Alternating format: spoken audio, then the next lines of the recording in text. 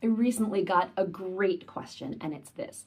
What's so Gothic about a book with a strong female main character, a soft, bookish boy, and a big bad who gets called out on his abusive, misogynistic nonsense? Because on the surface, that doesn't sound all that Gothic. Fair point. Let's talk about it.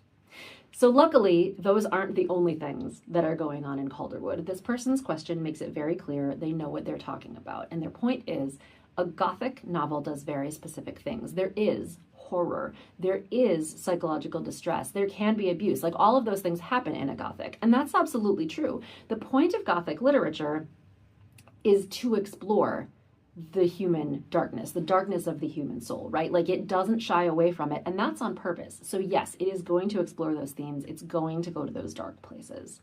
But if you look at the original Gothics, if you go back to Frankenstein, if you go back to Dracula, or the Castle of Otranto, or the Turn of the Screw, or anything by Poe, or the Picture of Dorian Gray, or, any of those classic Gothic books, one thing that you'll find is that while they absolutely explore the darkness of the human soul, they don't excuse it, right? Like, Heathcliff and Cathy were terrible people who deserved each other. Like, there was nothing redeeming about them. Poe isn't saying that it's a good idea to put your potentially dead wife's teeth in a box in your study. He's just telling you a story about a guy who did. Mary Shelley isn't telling you that it's desirable to dig up a bunch of corpses, sew pieces of them together, and reanimate dead tissue so that you can be God and control, it obviously doesn't work out. She's not saying it's a good idea. So Gothics explore that darkness and those impulses and that, that shadier side of our souls, but it doesn't condone it and it doesn't excuse it. And that's what happens in Calderwood, but I take it to a little bit more of a next level, because Calderwood is absolutely a Gothic romance. It's got, in addition to the romance, you've got psychological distress. You've got isolated characters in a big old spooky house. You've got death and blood. You've got worsening physical and mental health as a result of being in this spooky environment. You've got candlelight, you've got thunderstorms, you've got darkness and monstrosity explored as themes. You've got the cellar is a very bad place and we do not go there. You've got a female main character in a billowing white nightgown running through the halls in the middle of the night, because of course you do. You've got mirrors and reflections and echoes and whispers and things that go bump in the night. Calderwood is very much rooted in that Gothic tradition. And what I have done a little bit differently is that, unlike the pure Gothics, where it's really just an examination of like, wow, that dude did some messed up stuff, or like, wow, those people are really terrible and they deserve each other, this also has elements of a supernatural fantasy fairy tale.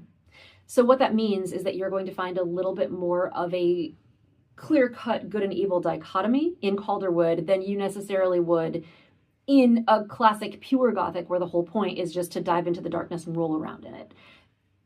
So you are going to get a little bit more of the abuser being called out, and you're going to have that person face consequences and not just get away with it because, I don't know, he felt bad about it or something. Well, he doesn't feel bad about it. But even if he did, that's not an excuse, because again, Gothic literature examines our darkness, but it does not excuse it. So Calderwood, with a combination of Gothic elements and dark fairy tale elements, you're going to get a very Gothic, lush, deep, dark feeling story that also has elements of that fairy tale of tricking a trickster, and you get to see an abuser face consequences. And I think in the world that we're in, I don't know, I'm down. What about you?